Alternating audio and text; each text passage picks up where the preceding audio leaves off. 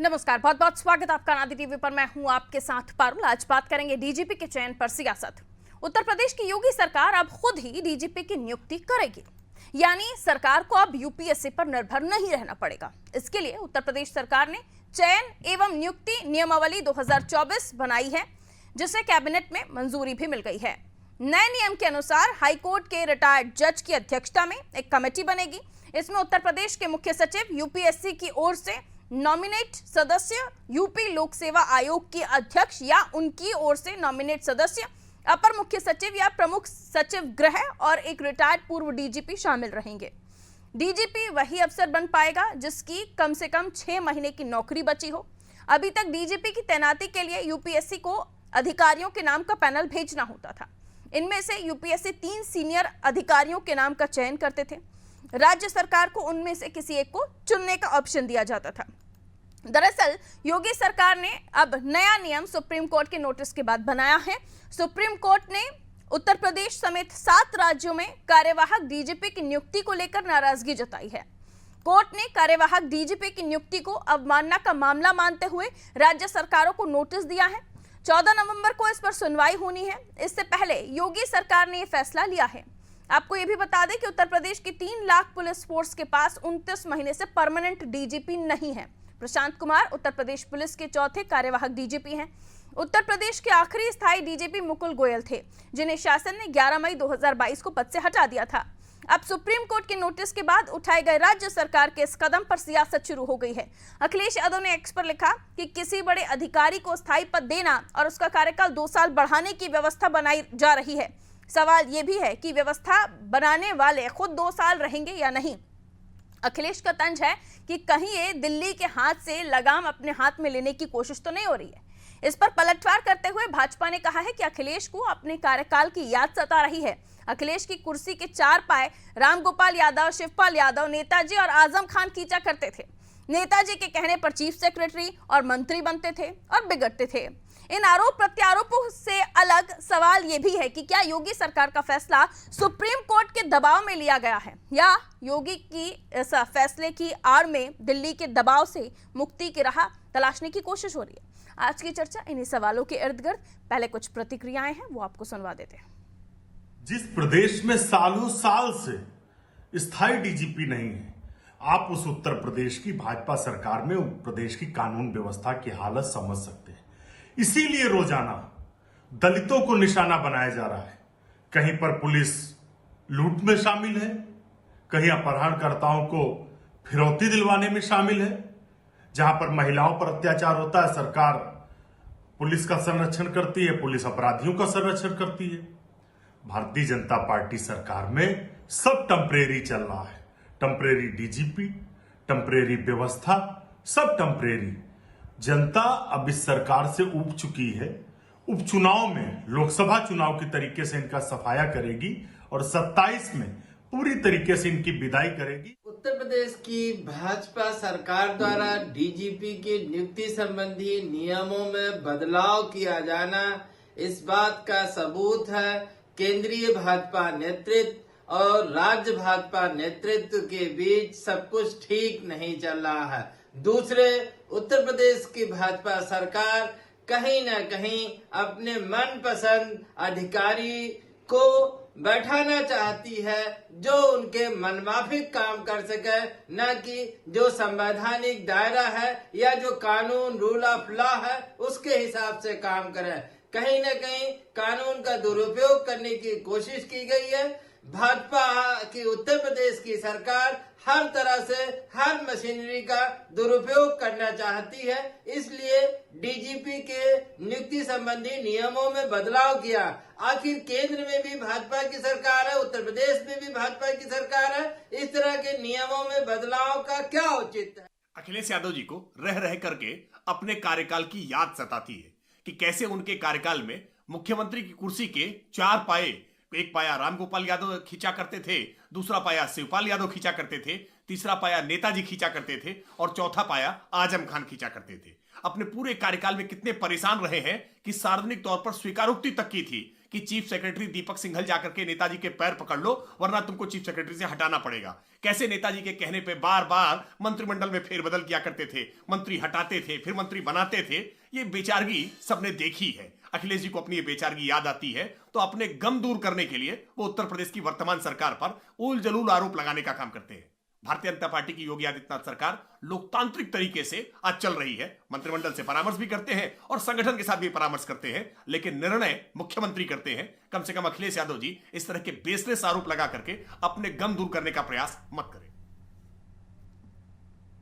तो देखिए, ये डीजीपी यानी कानून व्यवस्था से जुड़ा हुआ मसला है और सुप्रीम कोर्ट की तरफ से जब इस मामले को लेकर बात रखी गई और उसके बाद नियमावली बनाई गई, जिसके बाद अब 2 साल के लिए जो डीजीपी होंगे वो नियुक्त होंगे। लेकिन इसको लेकर जो सियासत है वो तो आप सुन ही रहे हैं किस तरह की हो रही है। पुराने कार्यकाल भी याद कराए जा रहे हैं और ये भी कहा जा रहा है कि कहीं ये डबल इंजन की सरकार के पहले यानी हैवी इंजन का दबाव तो नहीं है जिसकी वजह से योगी जी इस तरह का निर्णय ले रहे हैं। बहरहाल, पहले तो दिल्ली से ही नियुक्त हो रहे थे क्योंकि यूपीएससी चयन करता था, लेकिन अब इसमें जब नियमावली बनी है तो राज्य सरकार की झोली में ये जिम्मेदारी आ गई है।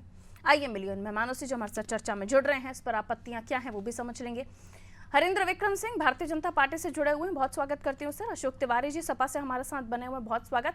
शान खान कांग्रेस प्रवक्ता हमारे साथ जुड़े हुए, आपका भी स्वागत करते हैं। सुजीत सिंह वरिष्ठ पत्रकार है हमारे साथ जुड़े हुए, आपका भी स्वागत करती हूँ। सुजीत जी, आपने तो नेताजी का भी कार्यकाल देखा, अखिलेश बाबू का भी कार्यकाल देखा और अब योगी आदित्यनाथ का भी समय आप देख रहे हैं।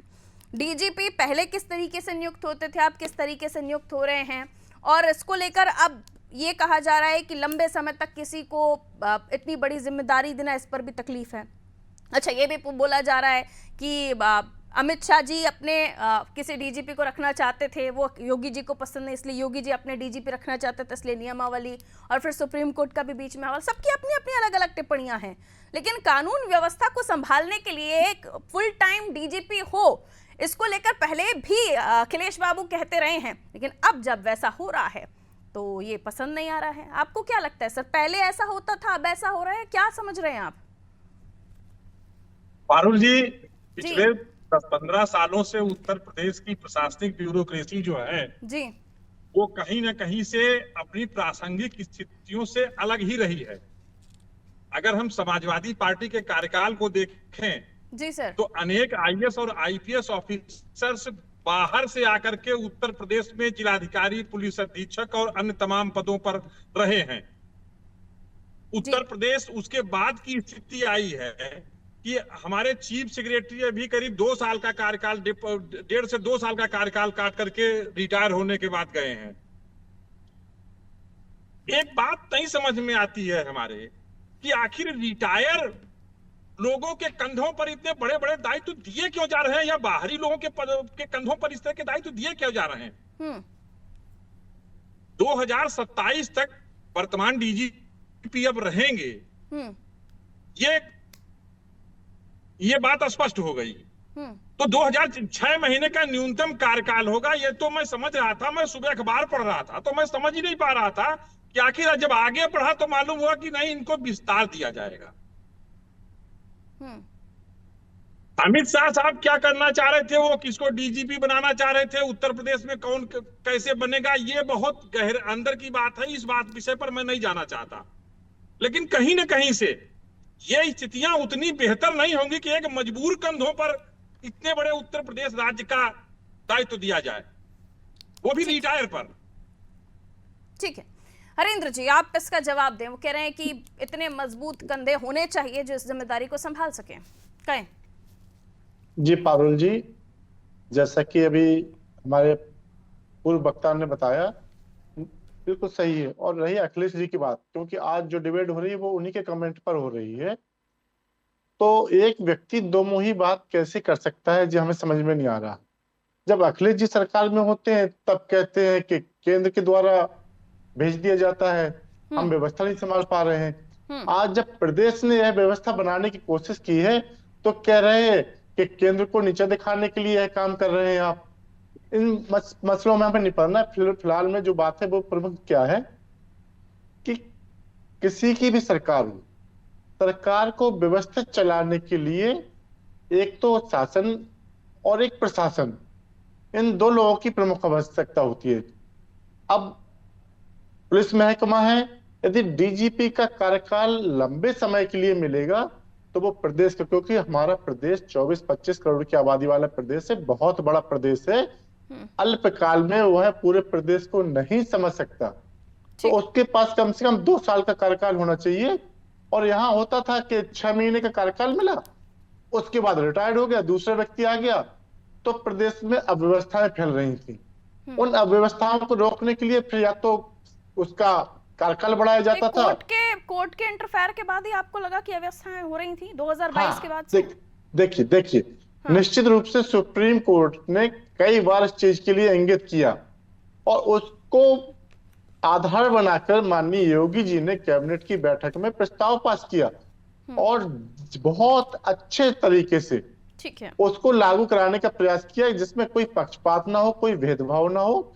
उसमें पूर्व डीजीपी को भी रखा है, हाई कोर्ट के रिटायर्ड जज को भी रखा है, जिससे इसमें निष्पक्ष और पारदर्शिता से सारा काम हो सके।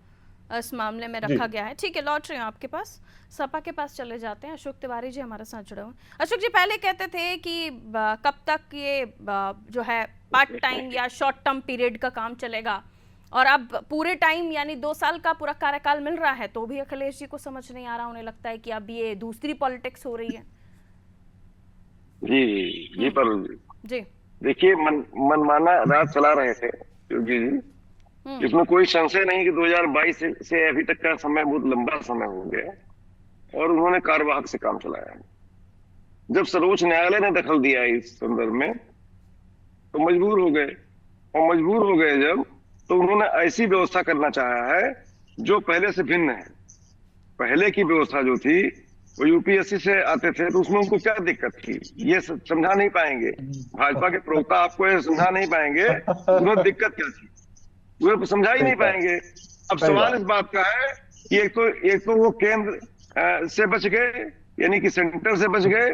दूसरी चीज उन्होंने जो रखी है वो रखी है कि जो है मनचाहा, मनमाना, किसी खास व्यक्ति को, जिस व्यक्ति को चाहते हो, जिससे वो काम अपने तरीके से करा सकते हो, बहराइच जैसी घटना करा सकते हो। बहराइच जैसी घटना जो दुर्भाग्यपूर्ण घटना है, और वहां पुलिस निष्क्रिय क्यों हुई? पुलिस निष्क्रिय कराई गई, या तो तभी निष्क्रिय होगी। पुलिस इतनी निष्क्रिय कैसे हो गई? सवाल इस बात का है कि वो ध्रुवीकरण की राजनीति करना चाहते हैं, और चाहे इसमें पूरा प्रशासन शासन चाहे बिल्कुल समझ लीजिए घुटनों पे आ जाए। आज कानून व्यवस्था की स्थिति चकनाचूर हो गई उत्तर प्रदेश में, जंगल राज हो गया है। इससे उन्हें कोई परहेज नहीं है। उनके हिसाब से काम होना चाहिए, जैसा वो चाहे वो ऐसा होना चाहिए। भले बलात्कार बढ़ जाए, भले बीजेपी की नियुक्ति आप चाहते हैं कि बीजेपी की नियुक्ति पहले जैसी हो? जी नहीं, पहले जैसी होनी चाहिए थी, पहले जैसी होनी चाहिए थी। कहा किया उन्होंने 2 साल से लगातार कार्यवाहक। और ये 2 साल उसके पहले भी तो योगी जी मुख्यमंत्री थे ना, तब तो फॉलो होता योगी जी थे। लेकिन योगी जी को जब समझ आया कि उनको मनमाना राज करना है, जंगल राज बनाना है उत्तर प्रदेश को, तो उन्होंने ऐसी व्यवस्था लागू की है। आज फिर अपने हाथ में लगाम चाहते हैं, केंद्र से लगाम हटा करके, क्योंकि वो मनमाना राज करें। वो भाजपा में आपस में ही खींचतान है, केंद्र और प्रदेश में खींचतान है। इस कदर खींचतान सड़कों पर आ गई है। भाजपा की लड़ाई आखिर सड़कों पर आई। आज हालात यह है कि इनके ही मंत्री, इनके ही विधायक कह रहे हैं कि हम हार जाएंगे और हम जीत नहीं पाएंगे, उस चुनाव भी हारेंगे। होने की वजह से है या नियुक्ति की जो प्रक्रिया है उसको लेकर है? नियुक्ति की प्रक्रिया जो है वो ठीक नहीं है, पूर्णकालिक तो होना ही चाहिए। सवाल इस बात का, नियुक्ति प्रक्रिया जो है इस तरह से अपने हाथों में लेकर के और अपने मनमाना व्यक्ति को बैठाना और संविधान की धज्जियां उड़ाना, ये कहाँ का न्याय है? ये तो न्याय नहीं है इस तरह से। जी ठीक है, जावेद अहमद जी का नाम याद आ रहा है। उस वक्त डीजीपी रहे थे जब मुलायम साहब थे। मैं वापस आपके पास ही आ रहा हूँ। सुजीत जी, खान साहब थोड़ा सा 1 मिनट इसको थोड़ा सा कंसल्ट कर लूँ मैं। जावेद अहमद, इनका नाम याद होगा आपको, मुलायम साहब के समय पर डीजीपी बनाए गए थे। और सुलखान साहब, उनको वो पता जाता उनके वरिष्ठ थे, लेकिन उनको साइडलाइन किया गया था। और ये भी कहा जाता है मुलायम साहब ने उस वक्त 3 बार इस बात को का जिक्र किया था कि हमारी सरकार ने मुसलमान डीजीपी दिया है। गलत बोल रही हूँ क्या सुजीत जी? नहीं, बिल्कुल गलत नहीं है, बिल्कुल गलत नहीं है। और तो ऐसे होनी चाहिए सपा के, अगर बकौल सपा हम समझे तो ऐसे होनी चाहिए नियुक्ति डीजीपी की, राज्य में जो कानून व्यवस्था संभालेगी। नहीं, धर्म प्रथम प्रासंगिक रहा और बोल करके रहा। कि हम इस समाज का डीजीपी दे रहे हैं, इस समाज का प्रमुख सचिव दे रहे हैं, इस समाज के लिए ये कर रहे हैं, ऐसा हम कर रहे हैं, ये बहुत प्रासंगिक रहा है उस समय और ये दुर्भाग्यपूर्ण रहा है। ठीक। तो ये तो कहानी रही। जैसे अभी चर्चा हो रही थी, मैं सुन रहा था। हाँ। एक 1980 में एक पीआर भीमन व्यास समिति गठित की गई थी और उसके बाद में पीआर भीमन व्यास समिति की सिफारिशों को लेकर के एक अरविंद वर्मा समिति गठित की गई थी 1980 के दशक में।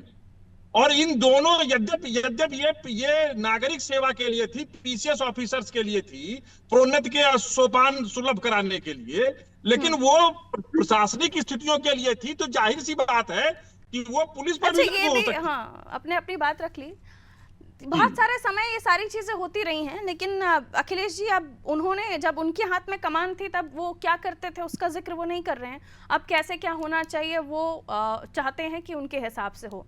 जब सरकार आपकी हो तो आप करें, जब सरकार उनकी हो तो वो कर रहे हैं, लेकिन फिर वो आप अपने भी तरीके बताइए ना कि हमने क्या क्या किया था। ठीक है, लौट रही हूँ। हमारे साथ शान खान जी भी जुड़े हुए हैं। शान खान जी, आप क्या कहना चाहेंगे? Short term period, long term period, या फिर जो प्रक्रिया है वाया दिल्ली या वाया लखनऊ, क्या कहेंगे?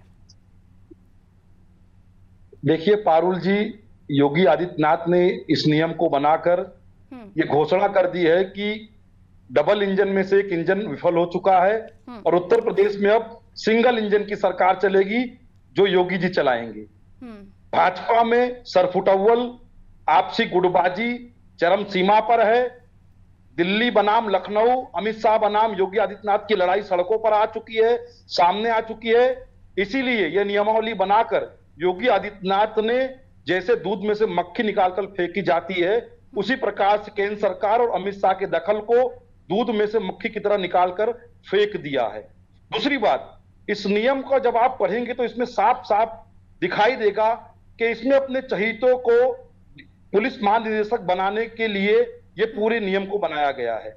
इसमें लिखा गया है कि जो पुलिस महानिदेशक बनेगा उसका कार्यकाल 2 वर्ष का होगा।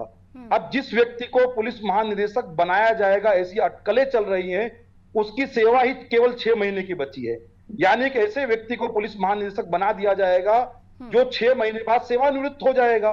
तो कहीं ना कहीं योगी आदित्यनाथ की सरकार, भाजपा की सरकार, अपने चहीते व्यक्ति को पुलिस महानिदेशक के पद पे बैठाकर पुलिस विभाग पर संपूर्ण नियंत्रण पाना चाहती है, ताकि अपने खिलाफ उठने वाली आवाजों को पुलिसिया दमन से कुचला और दबाया जा सके।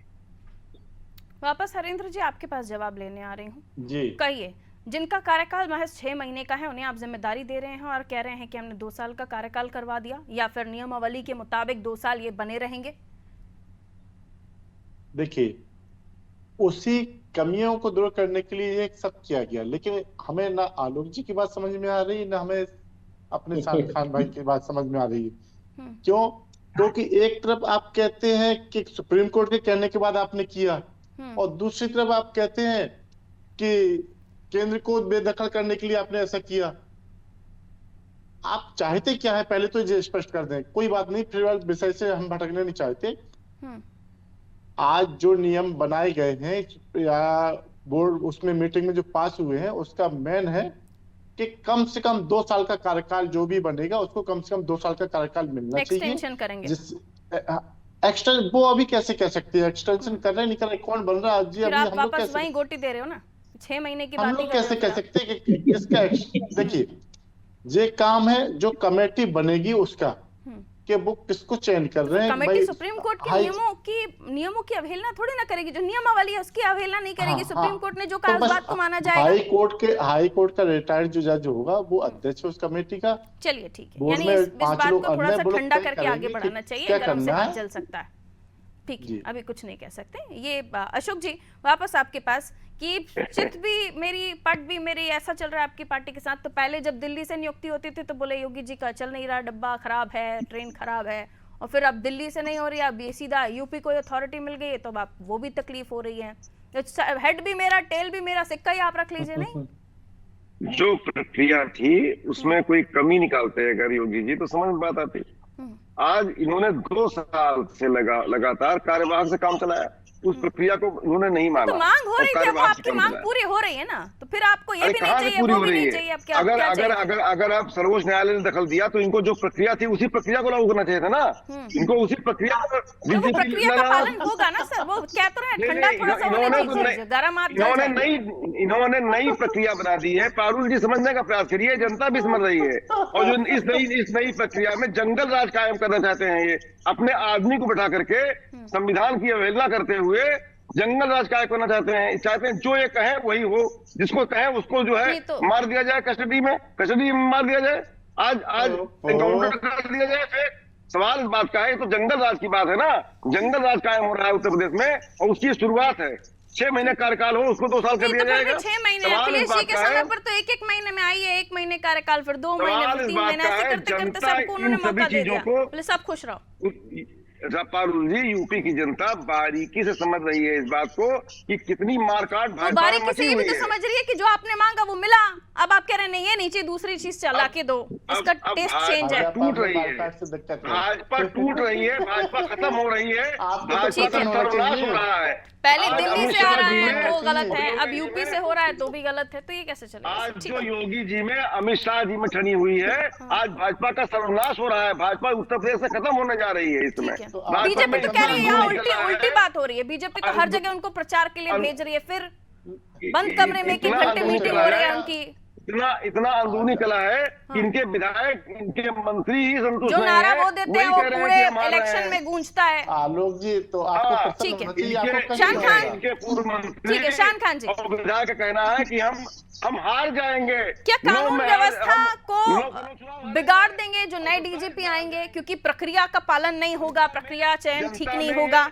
क्या लगता है? तेज है कि 27 ठीक में है, आ अशोक जी, रहे हैं प्लीज, अखिलेश। प्लीज, थोड़ा सा रुकना जनता होगा, में सर। चर्चा तेज है, चर्चाएं आम है, 27 में आ रहे हैं अखिलेश ओके जी। सर, शान खान कहिए। देखिए पारुल जी, पिछले कुछ वर्षों से जिस प्रकार से अमित शाह जी में और योगी आदित्यनाथ में ठनी हुई है, वो उसी तरीके से कि तू डाल डाल तो मैं पात पात। अभी योगी जी कौन सा नहला फेंकते इंसिडेंट तो ऐसा अमित हुआ शाह जिससे लग रहा है आप नहला- लोगों को कि ठनी हुई है? यहाँ तो सुनिए उनको पलकों पे सुनिए बिठाया जा रहा है, जो वो नारे दे रहे हैं हर पारुल जी- राज्य में, उससे जीत मिल रही है उन्हें। पारुल जी, कभी अमित शाह जी नहला फेंकते हैं तो योगी जी दहला मार देते हैं, कभी योगी जी नहला फेंकते हैं तो अमित शाह जी दहला मार देते हैं।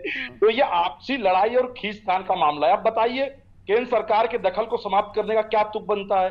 केंद्र में कोई कांग्रेस की सरकार तो है नहीं कि उनके निर्णय को गलत तरीके से प्रभावित कर देगी। क्यों इन्होंने समाप्त किया? क्योंकि योगी जी अमित शाह के आतंक से आतंकित इस हो चुके एंगल हैं। को- जिस प्रकार से अमित शाह ठीक है। सरकारी आतंक का तांडव कर रहे हैं, उससे योगी जी बिल्कुल आतंकित हो चुके हैं, परेशान हो चुके हैं, इसीलिए उन्होंने सुपड़ा साफ कर दिया केंद्र सरकार का। चल सुजीत जी, इस एंगल को आप कैसे देख रहे हैं? देखिए, भारत सरकार से कोई अधिकार वापस लेने का विषय नहीं है। सर्वोच्च न्यायालय ने एक व्यवस्था दी थी 2006 में, और सर्वोच्च न्यायालय का जो फ्रेम था, उसी फ्रेम के अंतर्गत उत्तर प्रदेश सरकार ने निर्णय लिया है। उसमें केंद्र के और राज्य के किसी टकराहट का विषय नहीं है। बिल्कुल बिल्कुल। तो ये नहीं माना जा सकता कि साहब केंद्र के अधिकार वापस ले लिए गए, उत्तर प्रदेश सरकार ने वापस ले लिए। ठीक है। अखिल भारतीय सेवाओं में, मैं जानकारी के लिए बता दूं, अखिल भारतीय सेवाओं की जो भी पावर्स होते हैं वो राज्य सरकार को डेलीगेट होते हैं। तो राज्य सरकार ने जो निर्णय लिया है वो सर्वोच्च न्यायालय की न्याय परिधि, उनके द्वारा बनाए गए नियमों के फ्रेम में ही लिया हो है। सकता है कभी कभी रिसर्च थोड़ी कच्ची हो जाती है। चलिए, बहुत बहुत शुक्रिया आप सभी का हमारे साथ चर्चा में जुड़ने के लिए। उत्तर प्रदेश की हम बात कर रहे थे, डीजीपी की नियुक्ति की जिम्मेदारी अब राज्य के पास आ गई। पहले यूपीएससी चयन करता था, लेकिन कोर्ट के एक मामले को लेकर सुनवाई में 7 राज्यों को नोटिस जारी हुए जहां पर परमानेंट डीजीपी नहीं थे। लेकिन अब इसको लेकर भी सियासत हो रही है। अलग अलग तरह के आरोप प्रत्यारोपों के बीच कानून व्यवस्था जिन अधिकारी के जिम्मे है वो किसकी जवाबदेही होगी? अगर कोई भी दंगा या कोई भी फसाद या कोई भी घटना घटती है तो कानून व्यवस्था किसके पास है? जाहिर सी बात है कि जो राज्य की सरकार है उसे संभालना है। तो राज्य सरकार को क्या अधिकार नहीं कि वो जो डीजीपी आए वो उस तरीके से काम कर पाए जैसा वो चाहते हैं? और उसको लेकर अब ये कहा जा रहा है कि दिल्ली और राज्य की नहीं बन रही, यानी अमित शाह और यूपी के मुख्यमंत्री योगी आदित्यनाथ की नहीं बन रही, इसलिए सारा सब कुछ किया जा रहा है। जबकि प्रक्रिया वही है, लेकिन उसके बावजूद भी क्योंकि राजनीति है, राजनीति में स्वीकार्यता अस्वीकार्यता सबके अलग अलग पैमाने होते हैं। दीजिए इजाजत, नमस्कार।